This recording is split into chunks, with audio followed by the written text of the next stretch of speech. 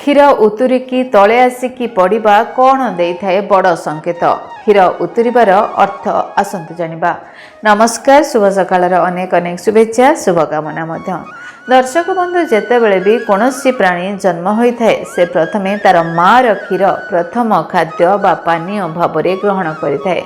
तेणु क्षीर को अमृत सहित समान करा जाइछि, जाहाकू आमे देवकार्य करिबा समय पंचामृत तैयारी करिबा पई व्यवहार करिथाउ। साधारणतः क्षीर रे 75 भाग जल रही है। अवशिष्ट रे कठिन उपादान जेमितिक खाद्यर सर एवं खनिज लवण रही है। दैनंदिन जीवन में आम साधारणतः गाई बा महिषीर क्षीर को व्यवहार करिथाउ। शास्त्र अनुसार क्षीर को नहीं अनेक तथ्य उल्लेख रही, जेमितिक क्षीर हाथरू खसी पड़ा, हांडी क्षीर उतुरी पड़ा एवं शिकारु क्षीर ठेकी छिड़की खसी पड़ा।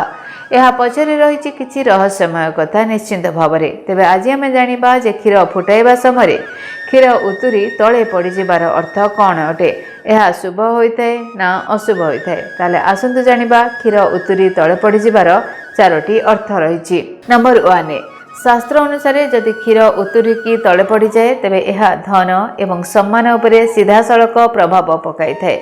धन हानि सम्मान हानिर पूर्व सूचना दे पारे। 2, जदि क्षीर उतुरिबा आरंभ करे तेबे घरे झगड़ा बा वितर्क हेबार सूचना दे थाए।